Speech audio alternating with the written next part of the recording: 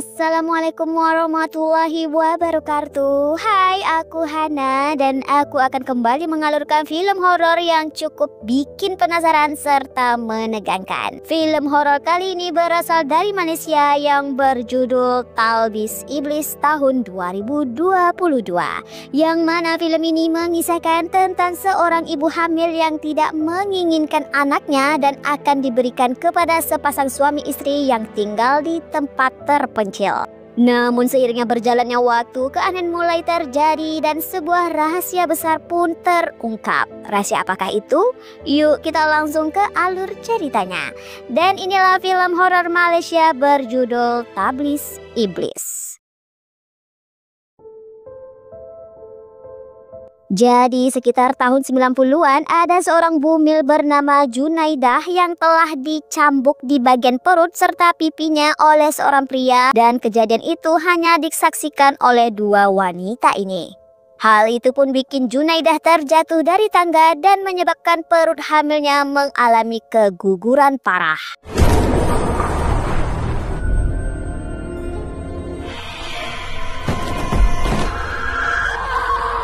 Lalu ada seorang pria membantu Junaidah menguburkan mayat bayinya. Namun Junaidah yang tidak rela bayinya dikubur dan menganggap bayinya masih hidup, merelakan dirinya meminta bantuan kepada seorang dukun agar menghidupkan kembali anaknya. Mbah dukun berulang kali menanyakan apakah Junaidah benar-benar yakin dengan keputusannya itu.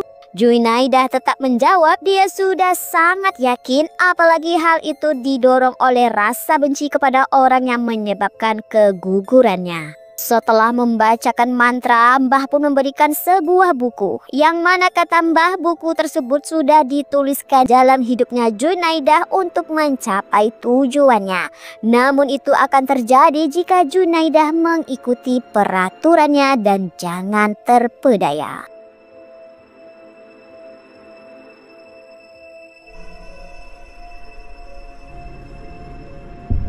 Lalu selang beberapa tahun kemudian terlihat para warga sedang menguburkan jenazah anak kecil. Tak jauh dari sana ada seorang remaja perempuan bernama Hajar yang tiba-tiba merasa aneh dengan tatapan dari para warga di sana yang menatapnya.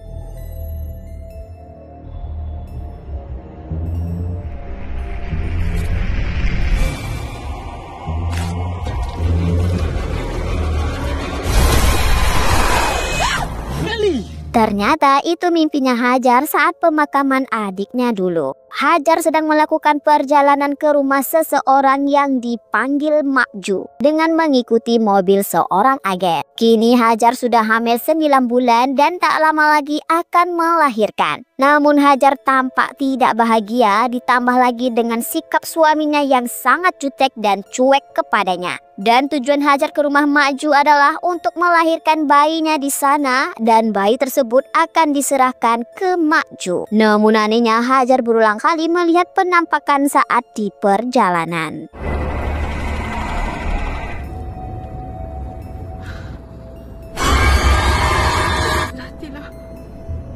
Lalu mereka akhirnya tiba di gerbang rumah yang masih sangat jauh ke dalam rumah. Di sana agen menyapa seorang pria bernama Nasir. Nasir ini merupakan suami kepada Makju. Assalamualaikum. Waalaikumsalam.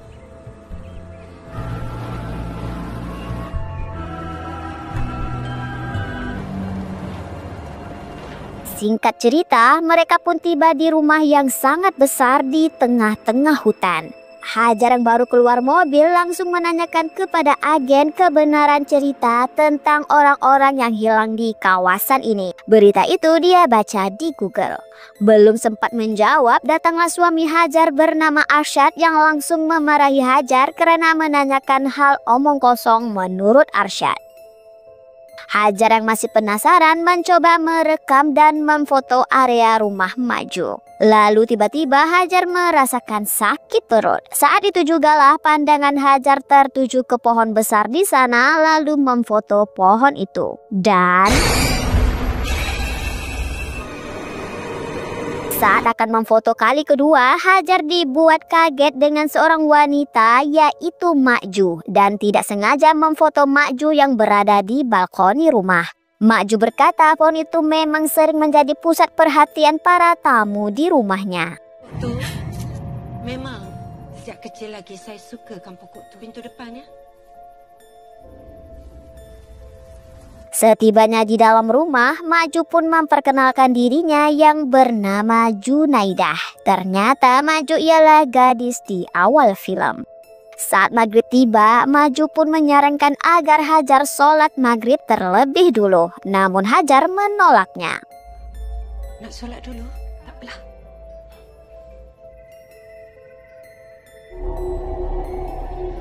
Pada saat makan malam sambil membelai kucing putih, Maju pun bertanya mengapa Hajar tidak menginginkan anaknya itu. Mendengar pertanyaan itu, Arsyad meminta Maju jangan ikut campur urusan mereka. Sementara Hajar hanya mampu diam. Lalu karena mereka berdua tidak tahu jantina bayi mereka, Maju pun akan melakukan scan ala tradisional kepada Hajar.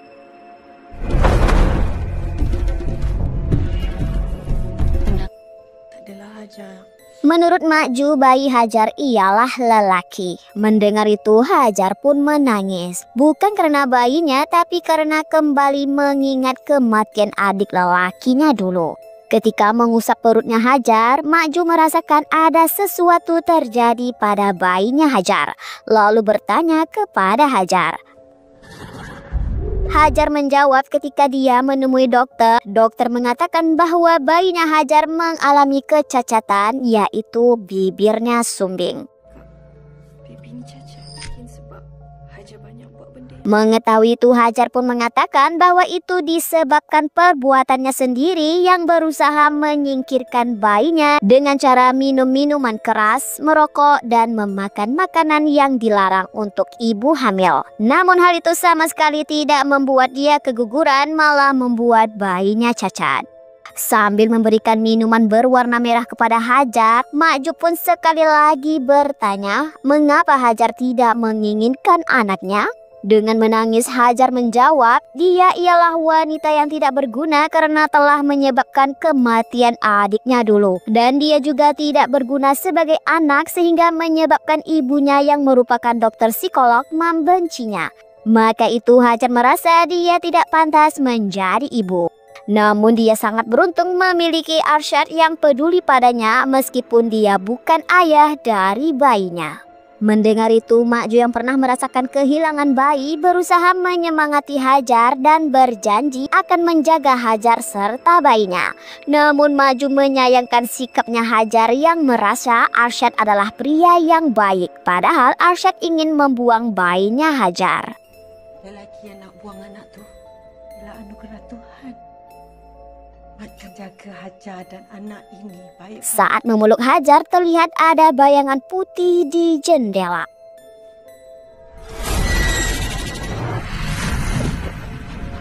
Setelah menenangkan Hajar, terlihat Maju sedang membendung mayat bayinya dulu. Sementara itu, di luar Arsyad yang sedang menelpon telah diganggu oleh suara gonggongan anjing. Setelah anjingnya diam, sambil marah-marah, Arsyad mengatakan kepada seseorang bahwa dia ingin segera pergi dari sini dan merasa Hajar akan dijaga baik oleh Maju. Namun yang Arsyad tidak sadar adalah tiba-tiba ada bayangan hitam yang berlari ke arahnya. Hajar, sebab apa saya dekat sini?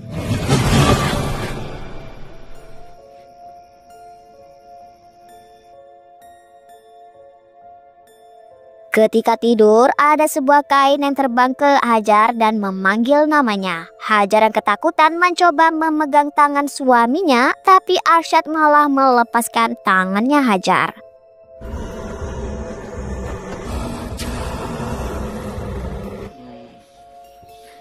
Hajar merasa tidak tenang mencoba memegang sejadah dan telekung untuk sholat, namun kembali mengurungkan niatnya itu. Saat bercermin, Hajar melihat pintu mini terbuka sendiri dan mengira di dalam ruang kecil itu ada mendiang adiknya dulu.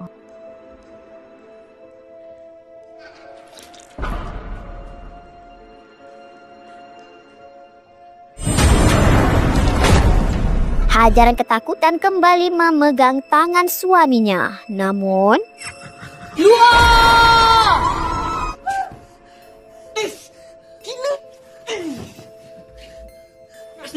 Alah, susah sangat ke? Hajar pun ketakutan dan penasaran dengan kata-kata adiknya yang menyuruh dia keluar.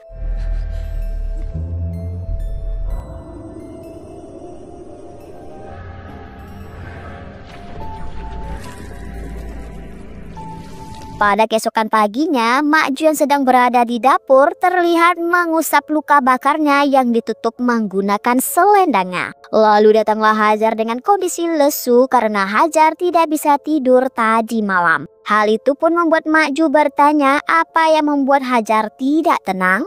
Sambil menatap ke jendela, Hajar menceritakan bahwa dia dari dulu hingga kini perasaannya tidak pernah tenang karena masih trauma dengan kematian adiknya dulu. Yang mana ketika itu Hajar masih berusia 12 tahun, dia dan adiknya memutuskan main petak umpet di rumah sakit tempat ibunya bekerja. Namun adiknya malah berlari sehingga Hajar terpaksa mengejar adiknya. Adik pula 6 tahun. Adik, janganlah adik. Adik mana ni? Akan tetapi saat akan berhasil mengejar adiknya, tiba-tiba Hajar merasa ada sesuatu yang menghentikannya.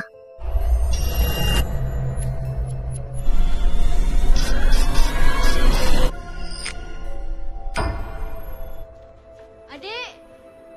Hal itu pun bikin Hajar terlambat mengejar adiknya sehingga dia panik ketika melihat ada sepatu adiknya di sekitar tangga yang menuju sumur rumah sakit. Dan lawannya Hajar terlambat menyelamatkan adiknya yang tenggelam di sumur.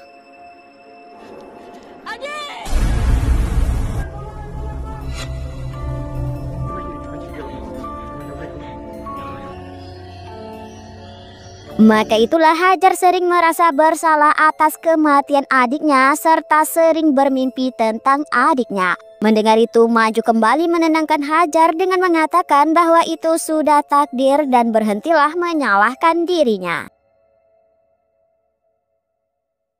Karena tidak diizinkan merokok di dalam rumah, Arsyad pun merokok di gudang tempat Nasir bekerja. Sebenarnya Nasir tidak menyukai Arsyad karena Arsyad adalah pria yang tidak menghormati istrinya. Merasa Nasir orang yang bodoh, dengan santainya Arsyad bertanya mengapa Mak Ju yang cantik mau dengan Nasir yang cacat. Mendengar itu Nasir langsung mendorong Arsyad ke dinding dan mengarahkan pisau ke arahnya. Lalu Nasir berkata dia memang cacat namun dia menghormati wanita.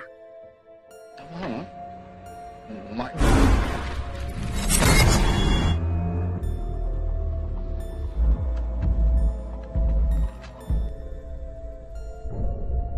Setelah meminum air merah, Hajar melihat Mak Ju meletakkan sesuatu ke pohon besar itu.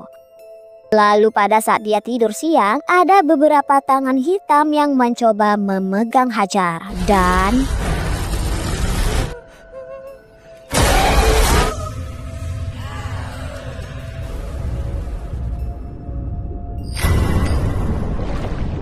Di dalam air itu, Hajar yang melihat adiknya berusaha menyelamatkan adiknya. Namun adiknya semakin jauh dan mengatakan bahwa Hajar harus keluar.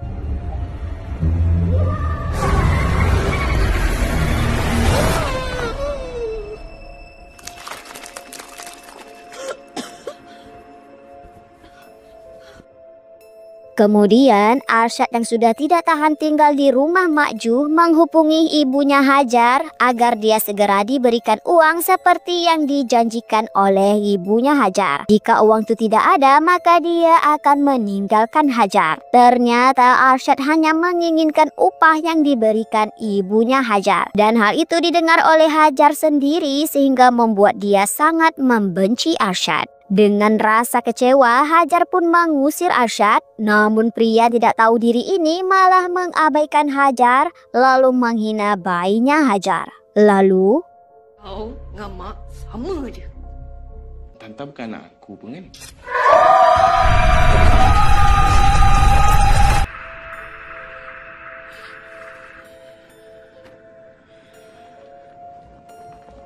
kesal dengan gerbangnya terkunci, sambil marah-marah Arsyad mencari Nasir di gudangnya. Namun yang ada di sana hanyalah Mak Ju. Dengan arogannya, Arsyad meminta Mak Ju membuka gerbangnya agar dia bisa pergi dari sana. Namun Mak Ju berusaha menahan Arsyad serta meminta Arsyad mengorbankan dirinya untuk menemani Hajar. Akan tetapi si Arsyad ini tetap saja tidak mau dan tidak mau berkorban untuk Hajar.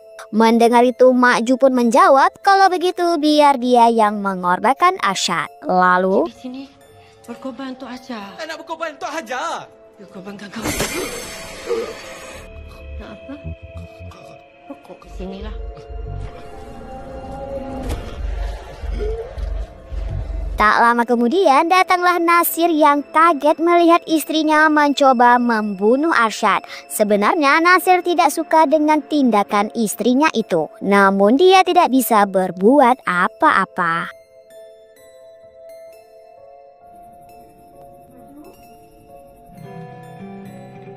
Pada malam harinya di meja makan, Hajar menghubungi ibunya dengan mengatakan dia sangat marah kepada ibunya yang sengaja mengupah Arsyad agar mau menikahinya. Belum sempat melanjutkan obrolan, tiba-tiba kucing putih milik Mak Ju melompat ke meja sehingga membuat Hajar kaget.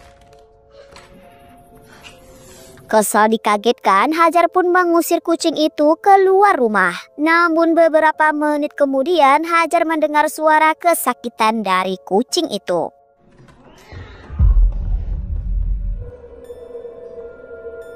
Merasa khawatir dengan kucing Mak Ju, Hajar pun mencarinya keluar rumah hinggalah ke pohon besar. Cik Tam. Cik Tam.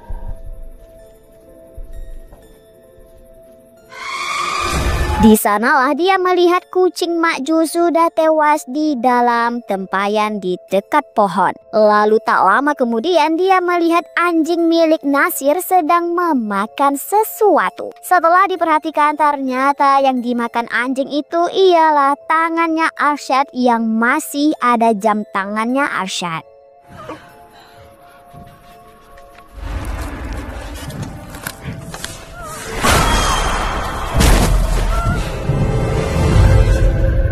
Melihat Hajar akan diambil oleh makhluk penunggu pohon itu, datanglah Mak Ju yang langsung menghentikan makhluk itu sambil berkata, ini belum waktunya. Sementara Hajar dibawa pergi oleh Nasir, Mak Ju yang kesal kucingnya tewas langsung memarahi makhluk itu.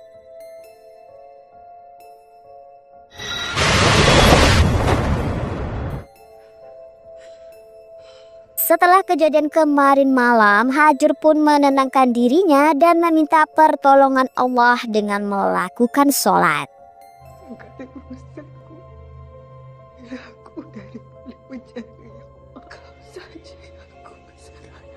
Setelah selesai sholat, Hajar merasa tendangan bayinya sangat kuat sehingga ada tangan yang keluar dari mulutnya Hajar.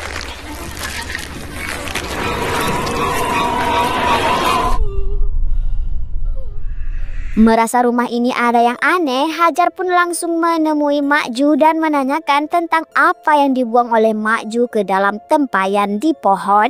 Mak Ju menjawab dia melakukan itu semua agar terlindung dari roh-roh jahat yang menghantui rumah ini. Karena pada ketika itu ada seorang wanita hamil di luar nikah sehingga keluarganya tidak menerima kehamilan si wanita, bahkan membunuh bayinya. Saat akan melanjutkan ceritanya, Nasir yang dari tadi di dapur mencoba menghentikan ceritanya Mak Ju. Karena pada kenyataannya Mak Ju alias Junaidah yang berdendam kepada keluarganya telah menghabisi keluarganya dengan cara membakar mereka dengan bantuan dari Nasir. Akibat itu sebagian wajah Nasir terbakar pada waktu itu, begitu juga dengan tangannya Junaidah yang berusaha menutup pintu saat keluarganya ingin keluar dari rumah terbakar itu.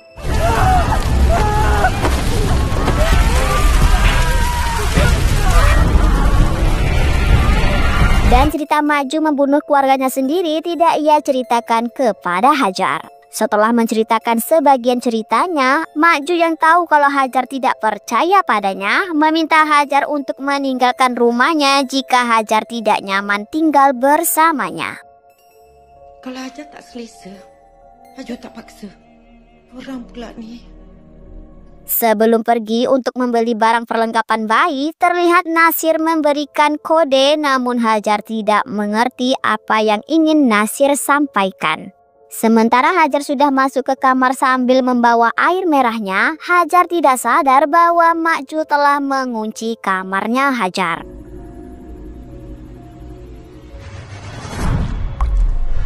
Lalu Hajar yang merasa ada yang aneh dengan minuman itu, mulai ditampakkan bayangan setelah meminum air merah itu. Lalu dia kembali mengingat tentang kejadian pada malam itu, yang mana dia melihat gaun merah yang dia kenakan telah dirobek oleh makhluk halus. Dia pun langsung mengecek gaun merahnya itu.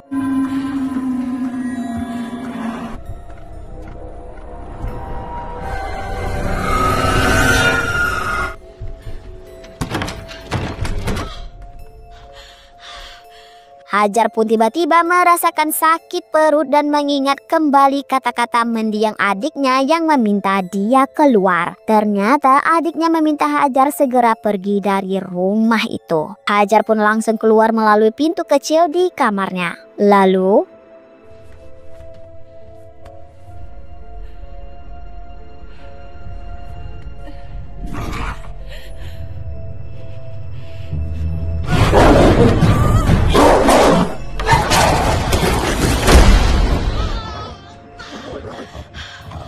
singkat cerita, setelah melewati pintu kecil itu, akhirnya Hajar tiba di kamarnya Mak Ju.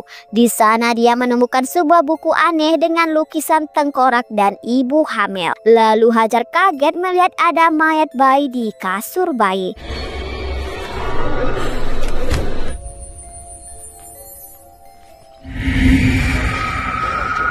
Dengan ketakutan, Hajar pun langsung pergi dari sana. Namun tiba-tiba kakinya disentuh oleh seorang wanita di bawah kasur. Wanita tersebut meminta Hajar membawanya sekali. Saat Hajar akan memegang tangan wanita itu, tiba-tiba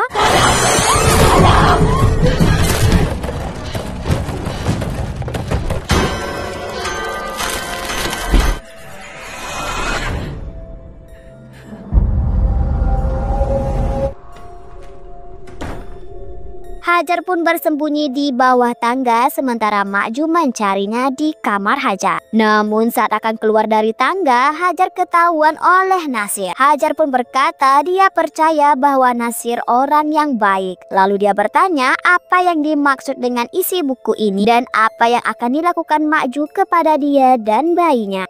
Mendengar itu, Nasir tidak bisa menjawab, namun dia membantu Hajar kabur dan meminta Hajar menunggunya di dermaga. Jangan berhenti. Setelah membantu Hajar, Nasir pun akan membakar buku itu, namun hal itu dicegah oleh Mak Ju dengan memukul kepalanya Nasir.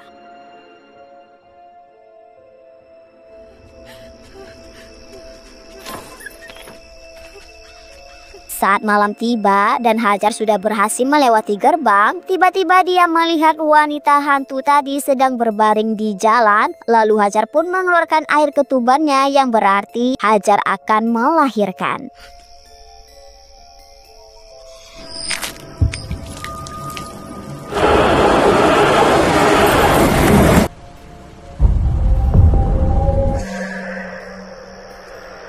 Kemudian Mak Ju bertanya kepada Nasir mengapa dia melepaskan Hajar padahal tujuan mereka akan segera tercapai. Mendengar itu, Nasir mengatakan bahwa dia mencintai Mak Ju. Namun sejak Mak Ju mempercayai buku tersebut, Mak Ju hanya menjadikan dia budaknya dan terlalu menginginkan kebangkitan anaknya. Aku sayang engkau, Jo. Bayar aku macam hamba. Aku akan buktikan. Jo! Jo! Setelah itu, Mak Ju pun akan menolong Hajar untuk melahirkan bayinya. Hajar yang telah sadar mencoba mengajak Mak Ju untuk sama-sama menjaga bayinya. tanpa harus mengambilnya dari Hajar karena Hajar masih menginginkan bayinya. Mendengar itu Mak Ju marah karena Hajar terlambat menyadarinya serta Mak Ju berkata seharusnya Hajar menyayangi bayinya. Lalu Mak Ju berkata lagi bahwa dia sangat menyayangi bayinya dulu meskipun bayi tersebut hasil dari hubungan dia dengan ayahnya sendiri. Sekarang baru dari hasil sumbang maram bapak Mak Rela ambil anak ni. Ternyata Mak Ju hamil gara-gara ayahnya sendiri. Kini Hajar harus merelakan bayinya untuk ditumbal. Lalu Lagi aja. Kepalanya nak dibawa. Ya aja. Ni aja.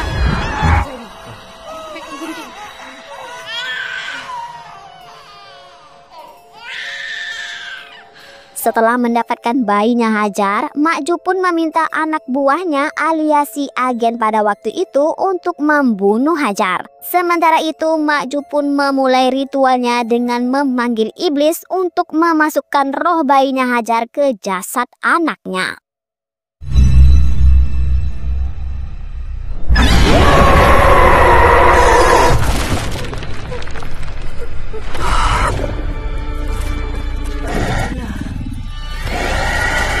Namun bukannya melakukan perintahnya Mak Ju, si iblis malah menghancurkan jasad bayinya Mak Ju dan mengambil Mak Ju untuk dijadikan budaknya iblis. Lalu, Kenapa ni? Kenapa ni? Kerana kau hambaku sekarang. Mak Ju yang sudah dirasuki iblis telah membunuh si agen dan ingin segera mengambil bayinya Hajar. Si iblis berkata bayinya Hajar akan menjadi pewaris guru mereka. Lalu,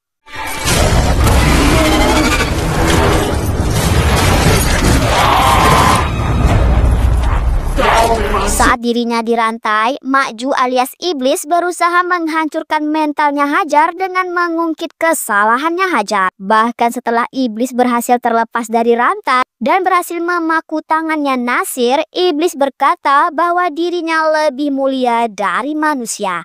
Hajar, Nasir, serta Junaidah adalah orang-orang yang tersesat. Serta kejadian ini sudah ditakdirkan oleh Tuhan dalam hidupnya Hajar. Lebih mulia darinya. Lihat Hajar, aku yang sesat. Mendengar itu, Hajar yang sudah sadar kesalahannya mengatakan bahwa dia memang manusia yang banyak dosa. Namun dia sama sekali tidak pernah melupakan Allah dan jika ini takdir Allah berikan kepadanya, dia akan menerimanya. Namun dia akan tetap menyayangi anaknya. Dengan membaca zikir, Hajar sedikit berhasil mengembalikan Mak Ju ke tubuhnya.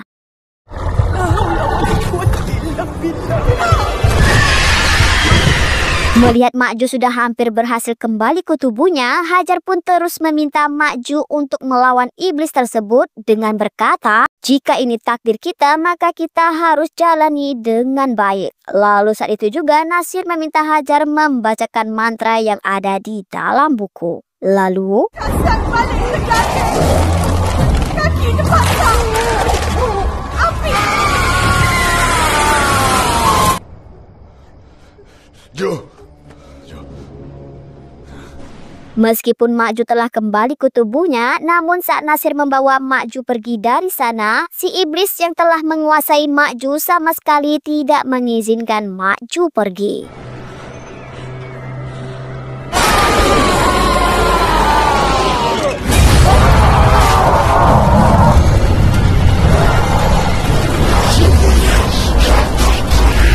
Saat akan keluar, si iblis berkata kepada Hajar bahwa semua ini sudah tertulis.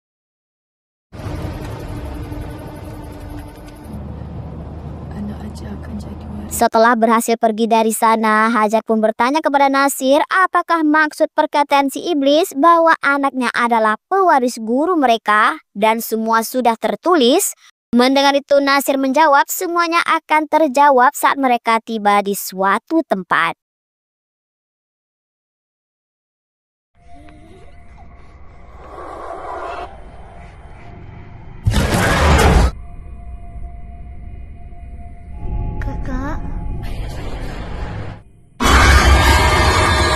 Setelah bangun dari tidurnya, Hajar bingung dengan apa yang terjadi pada dia dan adiknya. Lalu tiba-tiba muncullah Mbah Dukun pada waktu itu yang berkata bahwa semua kejadian ini sudah dituliskan di dalam buku ini. Kematian adik kamu tidak boleh dielakkan. Dan kami harus pastikan kamu berdaya. Kematian adiknya Hajar sebenarnya sudah direncanakan oleh iblis agar merusak mentalnya Hajar sehingga hidup Hajar menjadi hancur. Karena mereka sangat menginginkan keturunan dari Hajar yang mempunyai banyak dosa untuk dijadikan penerus guru mereka. Mbah berkata kini mereka adalah keluarga dan Hajar harus menggantikan Makju untuk meneruskan buku ini karena Makju telah gagal. Lalu Mbah mengucapkan selamat datang kepada guru mereka yaitu anaknya Hajar. Kita sekarang adalah sebuah keluarga akan melindungi anak ini. Selamat datang anakku.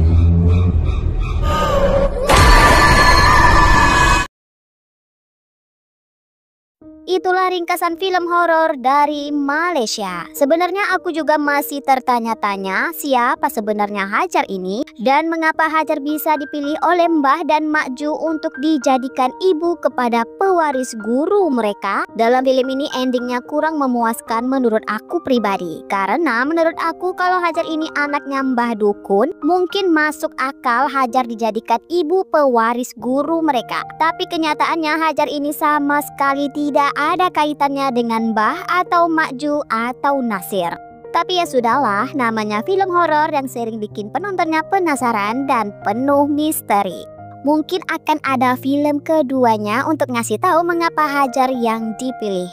Oke, itulah ringkasannya. Aku ucapin terima kasih sudah menonton hingga akhir. Jangan lupa tekan tombol subscribe. Aku Hana, sampai ketemu lagi di video seterusnya. Bye, assalamualaikum.